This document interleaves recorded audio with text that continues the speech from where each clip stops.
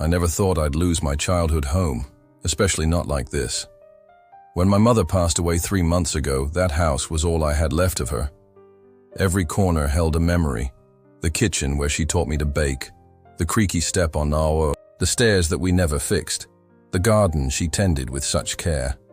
It was my safe haven, the only place where her memory still lived and breathed. That Tuesday started like any other. I'd been at work, dealing with the usual office drama.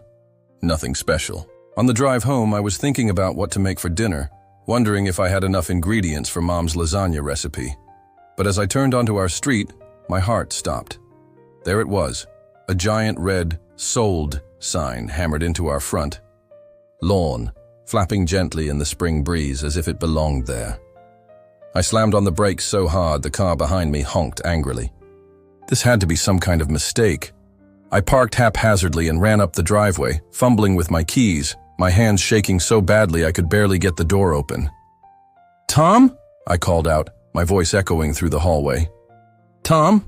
What's going on?" My stepdad was sprawled on the living room couch, beer in hand, eyes fixed on some mindless game show. He barely looked up when I stormed in, his face showing nothing but mild annoyance at being interrupted. "What's with the sign outside?" I demanded, my voice cracking. "Tell me you didn't sell Mom's house." Tom took a long swig from his beer, then shrugged. "Had to do it," he said flatly. "I needed the money." The room seemed to tilt around me. "You sold Mom's house? Without even talking to me?" He snorted. "Wasn't just hers. My name's on the deed too." He finally looked at me, a smirk playing on his lips. I had the right. My fists clenched at my sides. The betrayal was so sudden, so complete, I could barely breathe.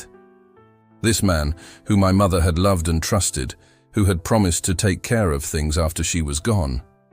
He had waited just long enough for the funeral flowers to wilt before selling out her memory. "When do we have to leave?" I asked, my voice barely a whisper. 2 weeks, he said, turning back to the TV. "Better start packing." As I stood there, watching him casually flip channels like he hadn't just destroyed my world, something hardened inside me. He had no idea what was coming. No idea at all. I couldn't sleep that night. Tom's words kept replaying in my head. I needed the money. For what? Mom's life insurance had covered her medical bills and the funeral costs. Tom hadn't worked in years, claiming a bad back, but Mom's teacher's pension had always been enough for them to live comfortably. What could he possibly need money for so desperately that he'd sell our home? The next morning, after Tom left for his weekly poker game, I started searching. If there was a legitimate reason, I needed to know. Mom would have wanted me to understand, to try to see his side. But deep down, I knew better. I started in his office, rifling through stacks of mail and old bills. At first, nothing seemed unusual, until I found a drawer that wouldn't open. It was locked, which immediately raised red flags. Tom wasn't exactly the type to worry about security. Using a hairpin, I'd learned to pick locks in high school, a skill I'd never imagined would come in handy like this. Inside the drawer was a mess of papers, and among them, multiple notices from collection agencies, final warnings, threats of legal action. As I read through them, my stomach twisted into tighter knots. Casino receipts, online gambling transactions, loan applications, and finally, a series of threatening letters from people who definitely weren't bank representatives. The numbers were staggering. Over $100,000 in gambling debt. Some of it to banks and credit card companies. But the most concerning were the loans from private lenders, the kind who didn't care about credit scores or legal contracts, the kind who had other ways of collecting what they were owed. I sank into his chair, documents spread around me as the ugly truth emerged. Tom hadn't sold the house because we needed the money. He'd sold it to cover his tracks, to pay off his gambling addiction before it caught up with him. He'd been losing money for years, hiding it from Mom, probably draining her accounts while she was too sick to notice. The rage that filled me then was unlike anything I'd ever experienced. This wasn't just betrayal, it was theft. Theft from me, theft from Mom's memory, theft from the future she wanted me to have. She had trusted him to take care of things after she was gone, to honor her wishes. Instead, he had used her death as an opportunity to wipe away his own failures. I gathered every scrap of evidence, taking photos with my phone just in case. Tom thought he was being clever, but he'd left a clear paper trail of his deception. As I put everything back exactly as I'd found it, I made a decision. If he thought I would sit back and let him get away with this, he was wrong. Dead wrong. The house wasn't just a building to me. It was where Mom and I had lived before Tom came into our lives. It was where she'd raised me alone after Dad died. It was filled with our history, our struggles, our triumphs, and I was going to get it back, no matter what it took. I spent the next day researching estate laws, probate procedures, and my mother's legal rights. The information was overwhelming, filled with jargon I barely understood. But one thing became clear: I needed professional help. I called every law firm in town until I found one that specialized in estate disputes and could see me immediately. The law office of Peterson and Associates was located in a converted Victorian house downtown.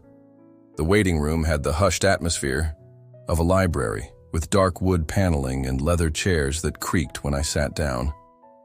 I clutched my folder of evidence, wondering if I was overreacting, if there was anything that could actually be done. "Ms. Carter?" A woman in her 50s appeared in the doorway, her hand extended. "I'm Diana Flores. Let's talk in my office." Diana's office was less intimidating, cluttered with books and files, a half-eaten sandwich on her desk, suggesting she rarely took proper lunch breaks. She listened without interruption as I explained everything. Mom's death, the sudden sale, the gambling debts I'd discovered. "Do you have a copy of your mother's will?" she asked when I finished. I nodded, pulling it from my folder. She left everything to be split between Tom and me. But the house, my voice caught. She always said the house would be mine someday. Diana read through the will carefully, then examined the deed to the house. "Your mother added Tom's name to the deed when they married," she confirmed. "But the will specifies that her share of all assets should be divided. He can't sell the entire house without accounting for your portion." "So what does that mean?" Diana leaned forward, her expression serious. "The house was part of your mother's estate, which means the sale may not be valid. Has the probate process been completed?" "I don't think so. I hadn't even considered that aspect. Everything happened so fast after she died." "That's a problem for him, not for you." Diana's smile was sharp. "If the estate hasn't gone through probate, he had no legal right to sell the property." Hope sparked in my chest for the first time in days. "You mean I can get it back?" She nodded slowly. "If we can prove fraud or improper handling of the estate, we can challenge the sale in court. And from what you've shown me about the gambling debts, we might have a case for misappropriation of estate assets as well." My hands trembled as I tried to process what she was saying. "What do we do first?" "First, we file a petition to freeze the sale proceeds before Tom can spend them. Then we contest the sale itself." She was already making notes, her energy shifting from cautious to determined. "We'll need to move quickly. How soon can you get me the information on the buyer?" "I can find out today," I promised. It was all I needed to hear. Tom thought he had won, that his problems were solved and I would just accept what he'd done. But he had made a critical mistake. He'd underestimated how far I would go to fight for my mother's legacy. He had stolen my home, my security, and my peace of mind. Now, I was going to take everything from him. Tom was in the kitchen eating cereal straight from the box when the process server knocked on our door.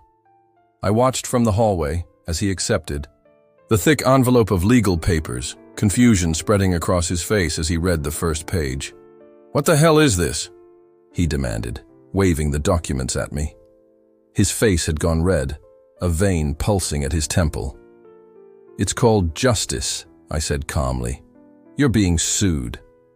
He laughed, but there was no humor in it.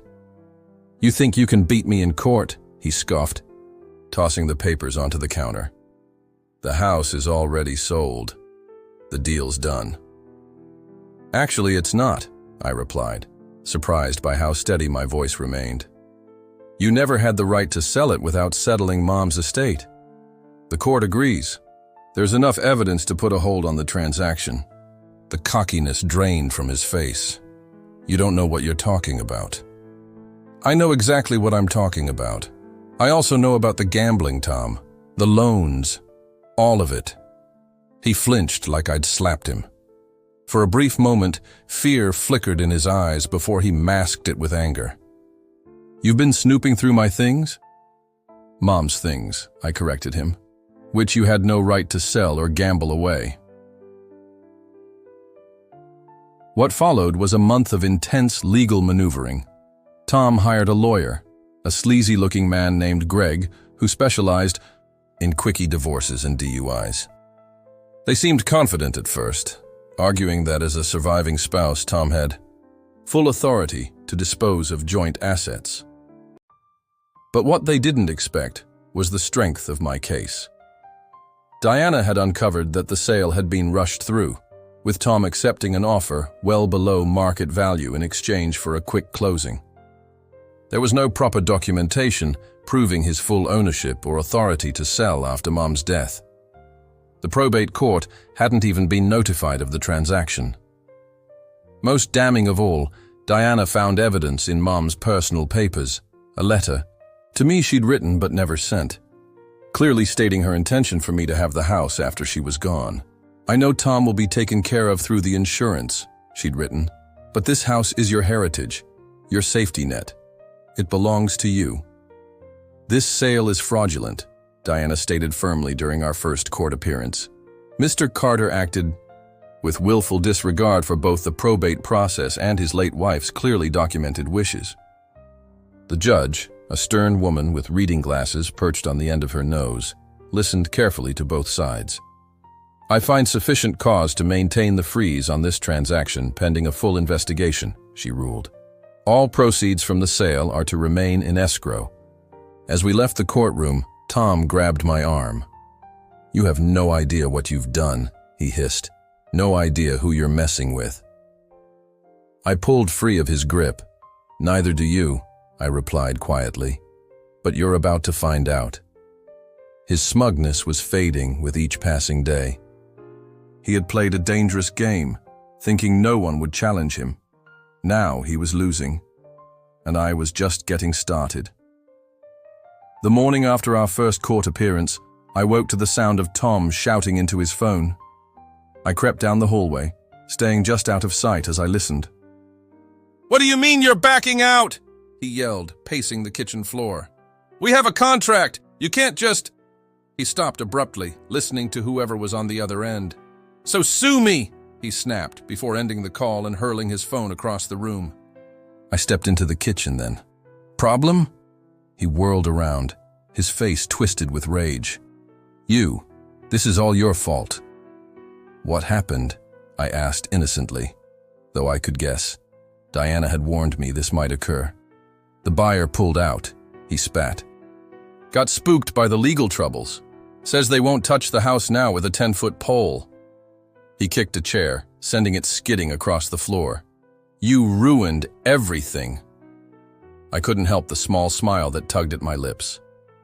"You did that yourself." With the court order freezing the transaction in place and the buyer backing out in a panic, Tom's plan had completely fallen apart. The house was no longer his to sell, and any money that had already changed hands was locked in escrow, untouchable. The following days were tense. Tom alternated between rage and desperate pleading. "You don't understand," he insisted one night, his voice slurring slightly from whatever he'd been drinking. "I need that money. These aren't the kind of people you can just tell, "Sorry, I can't pay." "Well, then maybe you shouldn't have borrowed from them," I replied, unmoved, "or gambled away what you did have." "It wasn't gambling," he protested weakly. "It was investing. I was trying to build something." "Is that what you told Mom too, while she was dying?" He had no answer for that. Meanwhile, Diana was building our case even further. She'd filed additional motions to invalidate Tom's claim on the property entirely, based on evidence of his financial misconduct during Mom's illness. We'd discovered he'd withdrawn large sums from their joint accounts in the months before her death, money that should have been used for her care, but instead went to cover his gambling losses. "If we can prove he breached his fiduciary duty to your mother, the court might rule that he forfeited his rights to the estate," Diana explained during one of our meetings. "It's not just about the house anymore. It's about holding him accountable for everything." Tom was growing increasingly desperate. I came home one day to find him hurriedly packing a suitcase. "Going somewhere?" I asked, blocking the doorway. "Just a few days away," he muttered, not meeting my eyes. "Clear my head." "Running away won't solve your problems," I told him. "And if you leave town, the judge will see it as an admission of guilt." He zipped the suitcase closed but made no move to leave. We both knew he had nowhere to go, no money to fund an escape. He had lost his golden ticket, the house sale that was supposed to wipe away all his problems. Instead, he was trapped, watching his carefully constructed house of cards collapse around him. But I wasn't done. I wanted more than just my home back. I wanted justice. For me, for Mom, for the future that he'd tried to steal. And I knew exactly how to get it. Diana called me on a Wednesday afternoon, her voice charged with excitement. "We found something," she said without preamble. "You need to come to the office right away." I drove there immediately, anxiety and anticipation churning in my stomach. When I arrived, she had documents spread across her desk, paperwork from the house sale that we'd subpoenaed from the real estate agency. "Look at this," she said, pointing to a signature on one of the forms. "This is supposedly your mother's signature, authorizing Tom to act as sole executor of her estate and giving him full rights to sell the property." I leaned closer, studying the familiar looping handwriting. "That does look like her signature," I admitted, my heart sinking. "Now look at the date," Diana said, tapping the paper. "March 10th of this year." I felt the blood drain from my face. "But that's..." 3 weeks after she died, Diana finished, a grim smile on her face. "He forged her signature on documents dated after her death. That's not just unethical. It's criminal fraud." The realization hit me like a physical blow. Tom hadn't just taken advantage of a legal loophole or exploited a technicality. He had deliberately falsified documents, committed forgery, all to push the sale through faster without raising red flags about the probate process. "This is enough to press criminal charges," Diana told me, gathering the papers into a folder. "The question is, do you want to take it that far?" I didn't hesitate. "Yes. Report him." The next day, 2 detectives from the Financial Crimes Unit showed up at our door. I let them in, then stepped back as they explained to Tom why they were there. His face, usually so confident and dismissive, crumpled in disbelief. "This is ridiculous," he sputtered as they showed him the evidence. "There must be some mistake with the dates." "No mistake, Mr. Carter," the older detective said, his voice flat. "We've confirmed the timeline with multiple sources. You filed these documents well after your wife's death, using her forged signature." They didn't arrest him that day. They said they needed to build their case more thoroughly first. But they made it clear that criminal charges were coming. Fraud, forgery, misappropriation of estate assets. The list went on, each charge carrying the potential for serious jail time. Tom's arrogance turned to desperation as the reality of his situation sank in. That night, I found him sitting in the dark living room, head in his hands. "Why?" he asked. As I passed by, Why couldn't you just let it go? The money would have fixed everything. Because it wasn't yours to take, I said simply. It was Mom's legacy, my inheritance. I loved her too, you know, he said softly, his voice breaking. If you loved her, you wouldn't have stolen from her. You wouldn't have gambled away the life you built together. I felt no pity as I looked at him, only a cold satisfaction. You thought you could manipulate the system, but now the system is turning against you. I saw the fear in his eyes then, real fear, not just for the legal consequences, but for what was coming next. His gambling contacts had already been calling, demanding the money he'd promised them. His lawyer had stopped returning his calls after learning about the fraud investigation. His friends, few as they were, had disappeared. He was realizing that this wasn't just a legal battle anymore. It was the beginning of his complete downfall, and I was going to watch every minute of it. The next few weeks brought Tom's life crashing, down around him with a swiftness that was almost breathtaking. First came the official notice that his bank accounts had been frozen, part of the fraud investigation. He stormed around the house, screaming about rights and privacy, but there was nothing he could do. How am I supposed to live? He demanded, waving the notice in my face. Maybe you should have thought about that before, I replied calmly, stepping around him to make my coffee.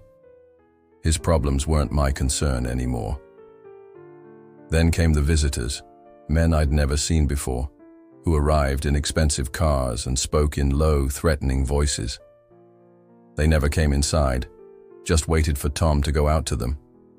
He always returned, from these meetings pale and shaking.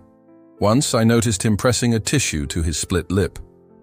Your friends seem upset, I observed. After one such visit left him looking particularly rattled. They're not my friends, he muttered, slumping onto the couch. And they want their money.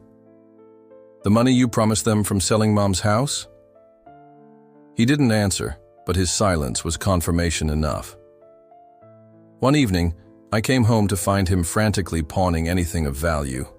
His watch, his golf, clubs, even the wedding ring Mom had given him. He'd already sold his car, downgrading to an ancient Honda that belched smoke and barely started on cold mornings. They've given me 1 week, he said, without looking up from the items he was sorting. There was no need to specify who they were. 1 week to pay, at least half of what I owe. And how much is that? I asked, curious despite myself. 50,000. His voice was hollow. Plus interest. I whistled softly. That's a lot of golf clubs. He shot me a venomous look. You think this is funny? These people will kill me if I don't pay. For a brief moment, I felt a flicker of pity. Then I remembered how he'd sat calmly watching TV the day he told me he'd sold our house. How he'd shrugged and said, had to do it. How he'd forged Mom's signature while her body was barely cold. Not my problem, I said, leaving him to his desperate inventory. The criminal investigation was gathering steam. The detectives returned, this time with more questions about his financial activities during Mom's illness.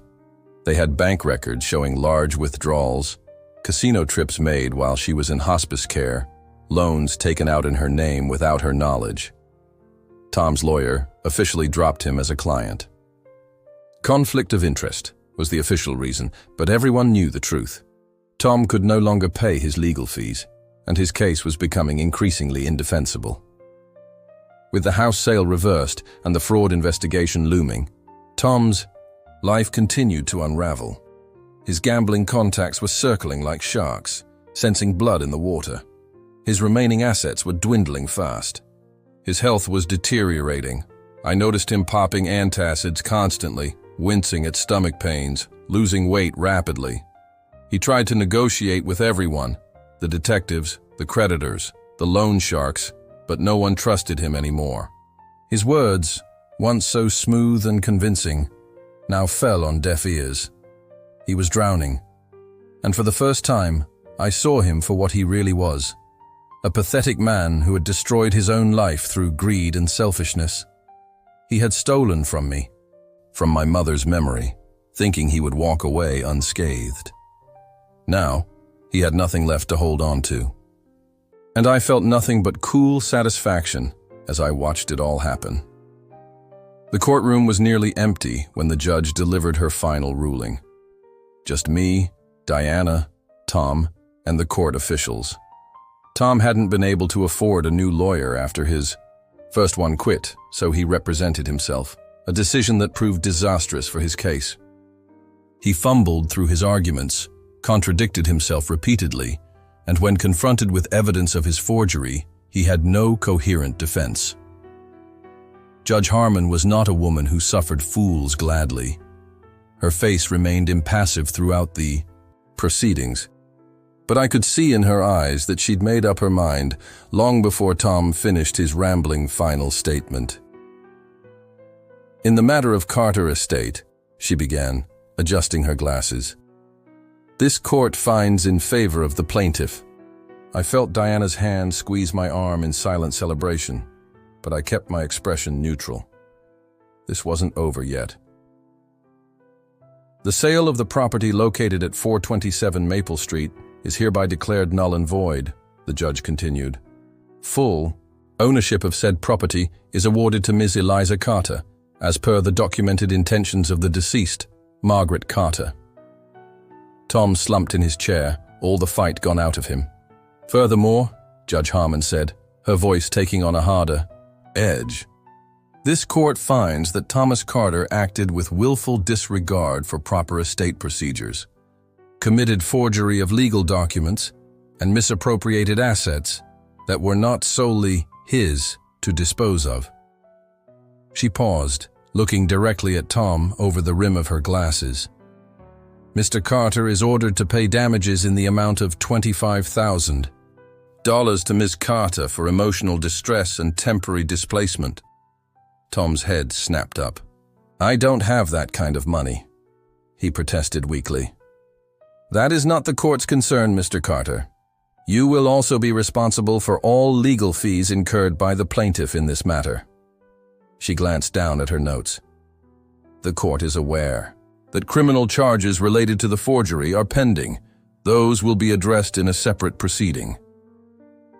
With a final rap of her gavel, it was done. After months of legal battles, the house was legally returned to me. Tom was ordered to pay damages he couldn't possibly afford. His future included potential jail time for the forgery charges, which had been referred to the district attorney's office. Outside the courtroom, Diana hugged me tightly. We won, she whispered. Every single point. I nodded, watching Tom shuffle toward the exit, his shoulders hunched in defeat. He'd aged 10 years in the past few months, his once confident posture now bent and broken. What happens now? I asked. Diana. He can't pay what the court ordered. The judgment will stand regardless, she explained. If he can't pay now, the debt follows him until he can. His wages can be garnished, tax refunds intercepted, assets seized. But he doesn't have any assets left. Diana's smile was small but satisfied. Exactly. To cover his gambling debts and legal fees, he'll have to sell everything he still owns. His retirement accounts, personal belongings, anything of value. The justice of it felt right. He had taken everything from me without hesitation or remorse. Now, it was all being returned, and more. He had gambled with my future and lost spectacularly.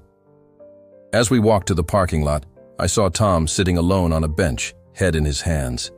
For a moment, our eyes met across the distance. There was no anger in his gaze anymore, just a hollow emptiness that spoke of complete defeat. I turned away. His story was no longer mine to worry about. I gave Tom 3 days to move out after the court ruling. It was more generous than he deserved, but I wanted this final chapter to end cleanly, without unnecessary drama. I came home from work on the 3rd day expecting to find him gone. Instead, he was sitting in the living room, surrounded by half-packed boxes, drinking straight from a bottle of cheap whiskey. "You're still here," I observed, setting down my purse. "Where am I supposed to go?" he asked, his words slightly slurred. "That's not my problem anymore." He laughed bitterly. "You really hate me, don't you?" I considered the question carefully before answering. "I don't hate you, Tom. I just don't care what happens to you." The next morning, I called the sheriff's office. The eviction notice was delivered that afternoon. Formal, official, unmistakable in its intent. Tom had 24 hours to vacate. The premises or law enforcement would remove him. "You can't be serious," he said, staring at the paper in disbelief. "After everything your mother and I shared in this house?" "You were willing to sell those memories for gambling money," I reminded him. "Don't pretend they mean anything to you now." He spent his final night in the house drinking and muttering to himself. I locked my bedroom door, not out of fear, but because I couldn't stand to look at him anymore. In the morning, I left early, not wanting to watch him pack. I spent the day with a friend, trying to distract myself from thoughts of what was happening at home. When I returned that evening, I half expected to find him still there, forcing a confrontation. Instead, I found the front lawn littered with his belongings. He was shoving garbage bags of clothes into the trunk of his old Honda, cursing under his breath as the overloaded car sagged on its worn suspension. I stood on the front porch, watching silently as he worked. His movements were frantic, uncoordinated. Occasionally, he would stop and look at the house, his expression unreadable. "You happy now?" He spat when he finally noticed me watching. Sweat gleamed on his forehead despite the cool evening air, and his hands trembled slightly. "You brought this on yourself," I replied evenly. "I was part of this family for 15 years, he said, his voice cracking. 15 years, and now I'm being thrown out like trash. You threw yourself out when you decided to sell our home." I crossed my arms, unmoved by his self-pity. "Mom trusted you. I trusted you." He shook his head, unable, or unwilling to accept responsibility even now. "You have no idea what it's like," he muttered. "The pressure, the debts. And whose fault is that?" He had no answer. We both knew the truth. When the last of his possessions were crammed into his car, he stood in the driveway for a long moment, keys dangling from his fingers. For a second, I thought he might try to force his way back into the house, might make one last desperate stand. Instead, he simply got into his car, the springs groaning under his weight. The engine sputtered twice before catching. As he backed out of the driveway, his gaze met mine one final time through the windshield. There was so much in that look: anger, shame, perhaps even a flicker of regret. Then he was gone, his car, rattling down the street packed with everything he had left in the world. I watched until the taillights disappeared around the corner. I felt no pity. He had used my mother's death for his own gain, had tried to steal my inheritance and my future. He deserved this. All of it. A week passed, then 2. I began the slow process of reclaiming the house, cleaning away all traces of Tom's presence. I repainted the living room the soft yellow Mom had always wanted. I replaced the furniture he had picked out with pieces that felt more like home to me. Slowly, the house began to feel like mine again. Like ours, Mom's and mine, the way it had been before Tom entered our lives. I hadn't expected to hear about Tom again, but small towns have a way of keeping everyone connected, whether you want to be or not. First came the text from an old high school friend who worked at the gas station on the edge of town. "Saw your stepdad sleeping in his car behind our place last night. Everything okay?" I didn't respond. What could I say? That, yes, everything was perfectly fine because Tom was finally facing the consequences of his actions. It seemed too harsh, even though it was true. A few days later, I ran into Mom's old friend Susan at the grocery store. She cornered me between the produce and dairy sections, her voice lowered to a gossipy whisper. I heard about Tom, she said, eyes wide with concern that felt more like curiosity. Daryl saw him washing up in the bathroom at the park, said he looked awful. I wouldn't know, I replied, suddenly very interested in selecting the perfect bunch of bananas. Don't you think Margaret would want you to help him? Susan pressed, using Mom's name like a weapon. I met her gaze directly then. Mom would want me to protect what she left me. That's exactly what I did. As the weeks passed, the Tom sightings continued. He was spotted parked behind the library at the rest in Stop off the highway in the Walmart parking lot. With nowhere to go, he was reduced to sleeping in his car, moving locations every few nights to avoid being hassled by security or police. I heard that he'd tried to stay with his poker buddies, but none of them wanted to take him in. They'd seen what happened to people who couldn't pay their gambling debts. Nobody wanted that kind of trouble coming to their doorstep. Even his brother in the next county had turned him away after just 3 days. One rainy evening, I was driving home from a late shift when I saw his car parked in the far corner of a rundown gas station lot. The windows were fogged from the inside, a sure sign someone was sleeping there. I slowed down, momentarily considering whether I should stop, whether there was anything left to say between us. Then I saw a silhouette move inside the car, Tom's unmistakable profile as he shifted in the reclined driver's seat, looking exhausted and broken even from a distance. I pressed the gas pedal and drove on. This was his choice, his path. He had spent years acting like he was untouchable, treating people, treating Mom, like disposable assets in his personal game. Now, he was the one discarded, abandoned, by the fair-weather friends who'd been happy to drink his beer and take his money when times were good. He had destroyed his own life, one bad choice at a time, burning every bridge until there was nowhere left to go. And I had everything. He tried to take from me. The home, the security, the future that Mom had wanted for me. It wasn't just revenge. It was justice.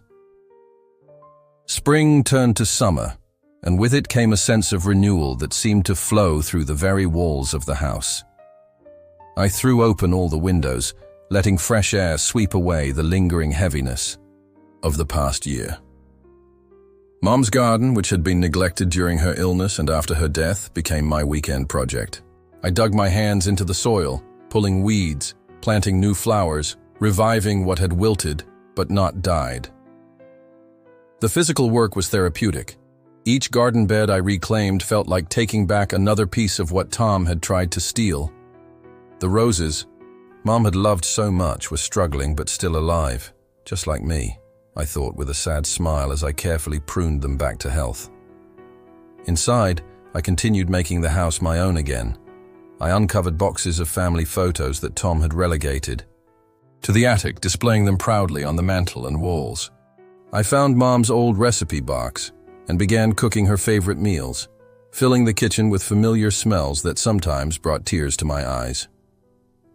One evening, as I was sorting through Mom's desk, I found her jewelry box tucked in the back of a drawer. Opening it, I gasped. Inside were her pearl earrings, the ones Dad had given her on their wedding day. Tom must have overlooked them in his desperate search for valuables to pawn.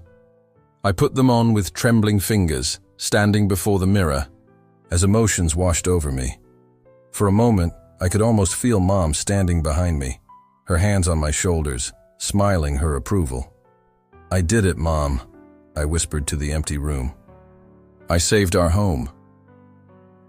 The day I officially received the deed to the house, now solely in my name, I took it to Mom's grave. The cemetery was peaceful, birds singing in the trees that provided dappled shade over the headstones. I sat on the ewe, grass beside her marker, the important document in my hands. "It's done," I told her, tracing the letters of her name engraved in stone. "The house is safe. Our home is ours again." The legal battles had been exhausting, the emotional toll even worse. There had been moments when I'd questioned whether it was worth fighting so hard, whether I should just let go and start fresh, somewhere else. But sitting there in the peaceful cemetery, I knew I'd made the right choice. This wasn't just about property or money. This house represented everything Mom had worked for as a single mother after Dad died. It was where she'd raised me, where we'd struggled and laughed and built our life together. The walls held the echoes of Christmas, mornings and birthday celebrations, of late-night talks and early morning pancakes. It wasn't just a building. It was the physical manifestation of Mom's love and sacrifice. Tom had seen it as nothing more than an asset to liquidate, a solution to his self-created problems. He'd been willing to erase our history, to sell off Mom's legacy like it meant nothing. But I had stopped him. I had fought for what mattered. As I walked back to my car, I felt lighter than I had in months. The weight of anger and betrayal was finally lifting. The house was mine again, and Tom was nothing more than a bitter memory, a cautionary tale of greed and selfishness. That night, I stood in the doorway of my bedroom, the same room I'd grown up in, breathing in the familiar scent of home. My mother's presence was everywhere, in the kitchen where she had taught me to cook, in the garden she had loved, in the very foundation of the place we had shared. This was where she wanted me to be, where I belonged, and nothing could take that away from me again. Almost 6 months had passed since the day Tom drove away from the house, his car packed with the remnants of his life. Summer faded into fall, and the town's gossip mill gradually found new subjects to focus on. The Tom sightings became less frequent, then stopped altogether. It was as if he had simply evaporated, leaving behind nothing but fading memories and cautionary whispers. I was having coffee with Jessica, an old friend from high school who had just moved back to town, when his name came up again. "Did you hear about your ex-stepdad?" she asked, stirring sugar into her latte. My stomach tightened instinctively. "What about him?" "My cousin works over in Riverdale. Says Tom showed up there a few months ago, tried to get work at the factory where my cousin's a shift manager." She took a sip of her coffee. "They turned him down when the background check showed that fraud investigation." Oh. I wasn't sure how to feel about this new information. Part of me had hoped he'd found some way to rebuild his life, far away from here. Another part, the part still raw from his betrayal, felt a grim satisfaction that his actions continued to have consequences. "Apparently he just disappeared after that," Jessica continued. "My cousin said he was living in his car, looking pretty rough. Then one day, poof, gone. Nobody's seen him since." On my drive home, I thought about Tom's disappearance, not with worry or guilt, but with a strange sense of closure. He had spent his entire life gambling on cards, on sports, on get-rich-quick schemes, but his biggest gamble had been thinking he could take what wasn't his and walk away unscathed. That evening, I sat on the front porch swing, a tradition Mom and I had shared on warm nights. The neighborhood was peaceful, lights coming on in windows as dusk settled. Mrs. Abernathy across the street waved as she collected her mail. 2 kids rode by on bikes, their laughter carrying on the gentle breeze. This was home. Not just the house itself, but the community, the memories, the sense of belonging. Tom had seen none of that value, only dollar signs and a quick fix for his self-created problems. Weeks turned into months. Eventually, I heard through the grapevine that Tom had moved to Arizona, trying to make a fresh start. Others said he'd headed to Las Vegas, unable to break his gambling addiction even after everything it had cost him. There were even darker rumors that his debts had finally caught up with him, that certain people had made sure he wouldn't be bothering anyone again. I never bothered to find out which version was true. In the end, it didn't matter. Tom had made his choices, and I had made mine. He had spent his entire life gambling, on money, on people, on lies. And in the end, he had lost it all. I, on the other hand, was finally free. I had my home, my peace, my future. The legal battles were behind me. The house was fully mine, and I was moving forward with my life in ways that would have made Mom proud. I'd started taking classes at the community college, working toward the nursing degree Mom had always encouraged me to pursue. As the sun set over the house my mother had left me, painting the sky in brilliant oranges and pinks, I smiled. Not with malice or vindictiveness, but with the quiet satisfaction of knowing that justice had been served. Not through vengeance or retribution, but through the natural consequences of Tom's own actions. Revenge wasn't just about taking back what was mine, though that had been important. It wasn't about making Tom suffer, though he certainly had. In the end, the sweetest revenge, the ultimate justice, was simply living well in the home he had tried to take from me, building the future my mother had always wanted for me, and knowing that his attempts to steal that future had failed completely. Tom was gone, faded to nothing more than an unpleasant memory. And I was still, here, in the home where I belonged, stronger for having fought for it.